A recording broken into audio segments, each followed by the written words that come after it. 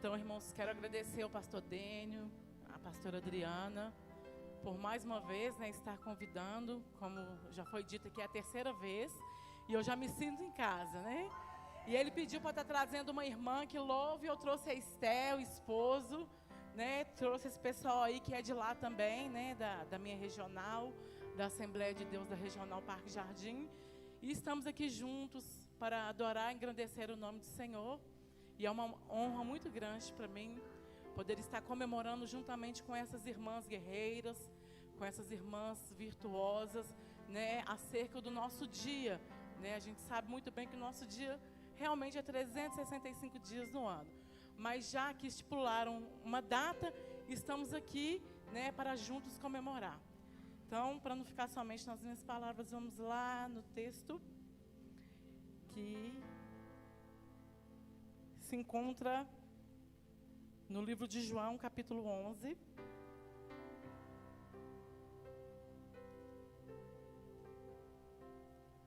Antes da gente ir para o João, capítulo 11, vamos para o Lucas, capítulo 10, irmãos. Lucas, capítulo 10, versículo 38. Mulheres com propósito, que é o tema, Mulheres com propósito de adorar. Mulheres com propósito de engrandecer o nome do Senhor. Porque para quem não sabe para onde vai, qualquer lugar serve. Não é verdade? Para quem não sabe para onde vai, qualquer lugar serve. Mas o povo de Deus, as mulheres de Deus, têm um propósito. O nosso propósito é o céu. O nosso propósito é uma nova terra, a nova Canaã de Cristo. E nós caminhamos nesse deserto rumo a este lugar. Nós temos um alvo, nós temos um propósito. Não é qualquer lugar que serve para nós. Nós somos mulheres, somos igreja com um propósito, com um rumo a seguir. Nós não estamos aqui ao léu, passando tempo. Nós temos um propósito. E esse propósito está designado pelo Senhor, que é morar um dia em ruas de ouro e cristal. E nesta noite nós vamos aprender com duas mulheres. Nós vamos aprender com Marta e Maria, que está lá no livro de Lucas, no capítulo 10, versículo 38, que vai nos dizer assim: E aconteceu que, indo eles de caminho, entrou numa aldeia, e certa mulher por nome Marta o recebeu em sua casa. E tinha esta uma irmã chamada Maria, a qual, sentando-se também aos pés de Jesus, ouvia a sua palavra. Marta, porém, andava distraída e em muitos serviços, e aproximando-se, disse: Senhor, não te importas que a minha irmã me deixe servir sozinha? Disse-lhe, pois, que me ajude. Dize a ela que me ajude. Respondeu Jesus: Marta, Marta, estás ansiosa e afadigada com muitas coisas, mas uma só é necessária, e Maria escolheu a boa parte, a qual não lhe será tirada. Podeis assentar, igreja. Vamos aprender com essas duas mulheres, que a propósito são irmãs. E essas irmãs, elas têm temperamentos diferentes. O temperamento, como a palavra diz, é algo que tempera o nosso caráter. É como se o caráter fosse a carne e o temperamento, o alho, o sal, aquilo que tempera, aquilo que fica de fora. E a psicologia vai nos ensinar que existe 4 tipos de temperamentos. Nós vamos ter o fleumático, nós vamos ter o colérico, o melancólico e o sanguíneo.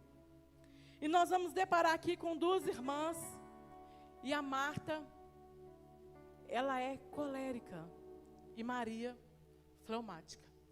O temperamento colérico, eu vou falando só para que as irmãs, os irmãos possam entender um pouquinho. E você vai descobrir qual temperamento você é. O colérico é aquela pessoa que não consegue parar. aquela pessoa hiperativa, aquela pessoa produtiva, que não consegue se assentar para nada. Assentar é perder tempo. É uma pessoa que faz e acontece. Muitas vezes, por ser assim, ela vai ser um pouco mandona, ela vai ser um pouco autoritária. E por ela ser ativa, ela se incomoda com aquelas pessoas que ficam assentadas, que são mais lentas, que são as fleumáticas. As fleumáticas são aquelas pessoas mais tranquilas, mais calmas. Isso pode ficar para depois. Eu posso sentar aqui um pouquinho, depois eu levanto e faço. Não tem pressa para isso, depois eu faço. São aquelas pessoas mais lentas, né? E a pessoa sanguínea é aquela pessoa que é a alegria da festa. Aquela pessoa falante, que quando ela chega, ela marca presença. Quando ela chega, ela se destaca. Quando ela chega, não tem como não perceber que ela chegou. Já chega falando, cumprimentando. É a alegria da festa. Mas muitas vezes essa pessoa sanguínea, ela não consegue interagir consigo mesma. Ela interage com o mundo externo, mas ela não consegue ter concentração. Ela não consegue começar uma coisa e terminar. Por ser assim tão sanguínea, tão falante, ela não concentra. E aquela pessoa melancólica, o nome por si já diz. É aquela pessoa mais melancólica, aquela pessoa mais deprimida, mais pessimista. Isso não vai dar certo. Mas você nem tentou. Mas eu tenho certeza que não vai dar certo.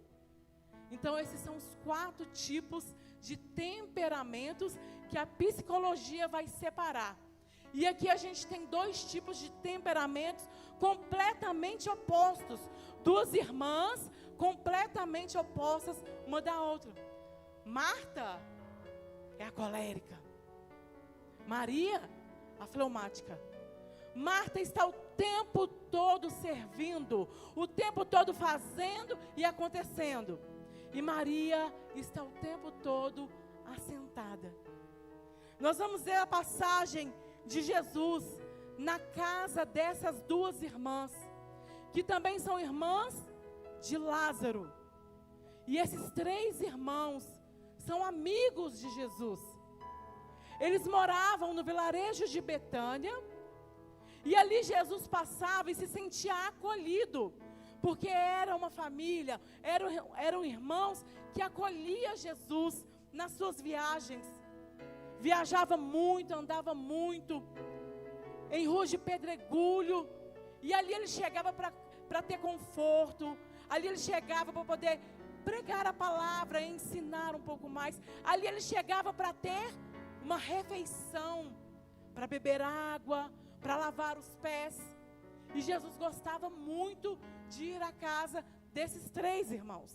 Mas a Bíblia vai nos relatar 3 passagens que Jesus esteve com eles, que é essa passagem que nós lemos agora de Lucas, a passagem de João 11 e a passagem de João 12. A Bíblia vai nos relatar que Jesus esteve na casa deles nesses 3 episódios. E nesses 3 episódios, Marta está servindo. Nesses 3 episódios, Marta está trabalhando, correndo de um lado para o outro. E nesses 3 episódios, Maria está assentada, fleumática, tranquilona. E Marta, colérica, faz e acontece, ansiosa demais. E nós aprendemos que existem esses tipos de temperamentos que foi colocado por Deus. Foi Ele que nos criou assim.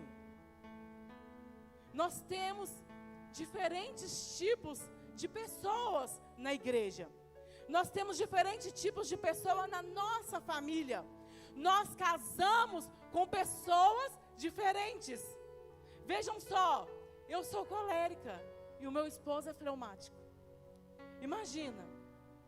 Mas quando a gente aprende que as pessoas são diferentes e foi Deus que criou assim, a gente aprende a criticar menos. A gente aprende que é assim e critica menos. Ai, mas aquela irmã é muito parada. Aquela irmã é muito lenta.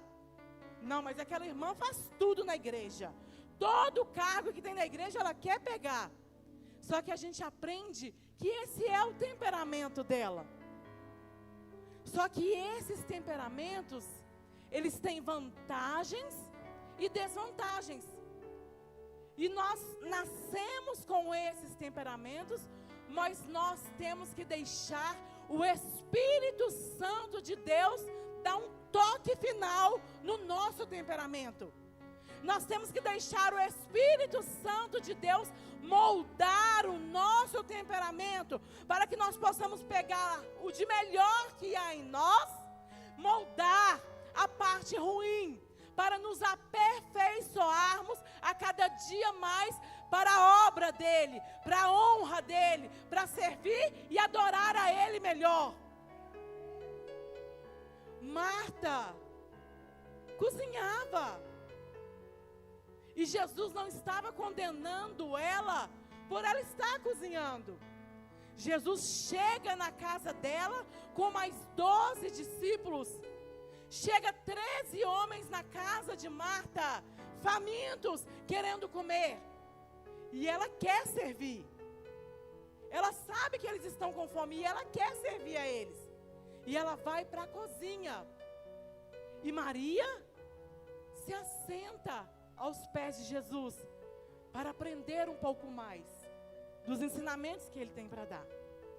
Só que Jesus não condena Marta por estar cozinhando. Ele só diz que ela está atribulada com muitos afazeres. Não precisava de tanto. Colérica do jeito que ela é, perfeccionista do jeito que ela quer fazer um banquete naquele momento, com 4 entradas, 5 pratos, 3 sobremesas, um chá, um suco. Ela quer arrumar a mesa, ela quer limpar tudo. Não precisava disso naquele momento. Jesus está na casa. Aquele que cura, que liberta, que faz prodígios e maravilhas, o Senhor dos senhores, o Rei dos reis, está na casa dela. Marta, apenas uma sopinha com pão, conforme era costume judaico, porque não tinha talheres naquela época. Pegava-se o pão, molhava, levava até a boca e comia. Só isso bastava. Faz rapidinho alguma coisa e assente-se aos pés de Jesus, como Maria, para aprender também. Mas ela é perfeccionista demais. Está atribulada e ansiosa demais nos seus afazeres. A gente deve estipular na nossa rotina as prioridades. Por exemplo, domingo é o dia de ir à igreja.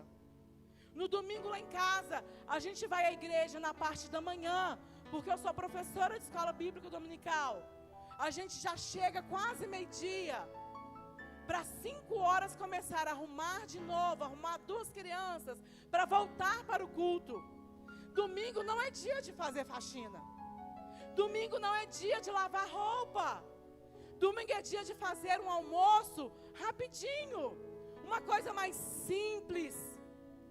Porque domingo é dia de se assentar para ouvir Jesus. Temos que colocar as nossas prioridades. Domingo não é dia de sair. Lá em casa já foi estipulado. Domingo a gente não sai. Domingo a gente não vai visitar ninguém, a não ser que seja uma coisa urgente.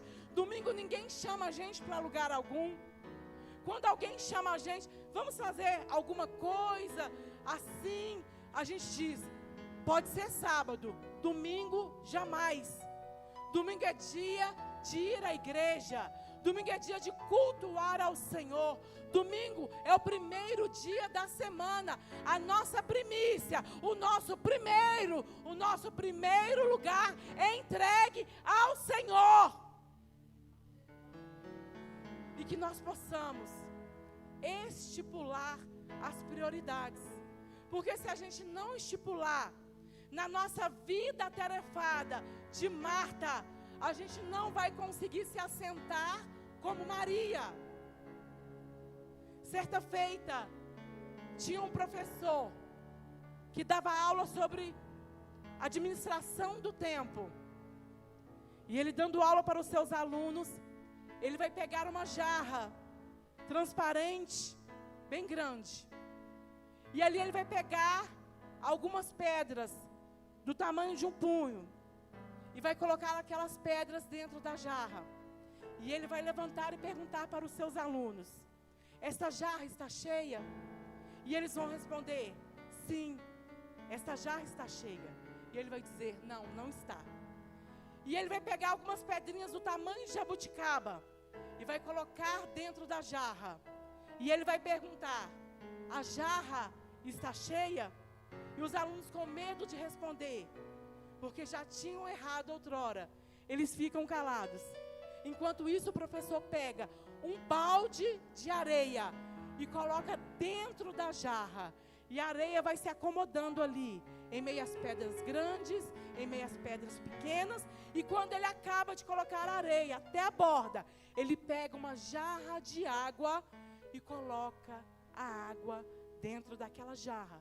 E a água vai se acomodando dentro da jarra. A água vai procurando lugar e vai enchendo a jarra. E aquele professor vai perguntar para os alunos: o que isso tem a nos ensinar? E uma vai dizer assim: é que não importa quão ocupado nós estamos, sempre há tempo para mais alguma coisa. E o professor vai dizer: errado, não é isso. Isso vai nos ensinar que, se nós não colocarmos as pedras grandes primeiro, depois nós não vamos conseguir colocá-las. Jesus é a nossa pedra angular. Jesus é a nossa pedra angular. Se nós não colocarmos Ele primeiro, depois a gente não consegue colocar mais. Se a gente não levantar no nosso dia a dia, atarefado, ajoelhar para orar, ler um versículo da Bíblia, ter uma comunhão com Deus, depois a gente não consegue. Estou mentindo? Depois a gente não consegue. Ai, peraí, deixa eu só escovar os dentes rapidinho, arrumar o cabelo. Peraí, deixa eu só colocar um café aqui. Eu vou coar esse café. Não, agora eu vou tomar o café. Peraí, daqui a pouco eu vou ajoelhar e vou orar e vou ler a Bíblia. Não, peraí, deixa eu cozinhar o feijão, porque aí o feijão já vai ficar cozido. Deixa eu colocar aqui. Mas a panela está no fogo, não posso ajoelhar agora. Vai que pega fogo. Peraí, 7 horas da noite você não colocou a pedra grande primeiro. 7 horas da noite você não deu prioridade para Jesus Cristo.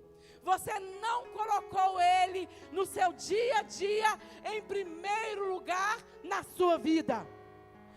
Antes de ir para a cozinha, é necessário se assentar na sala de estar como Maria para ouvir Jesus. Não tente oferecer nada para Jesus se você não se assentar para receber primeiro. Vou repetir: não tente oferecer nada para Jesus se você não se assentar primeiro para receber dele, para se encher dele.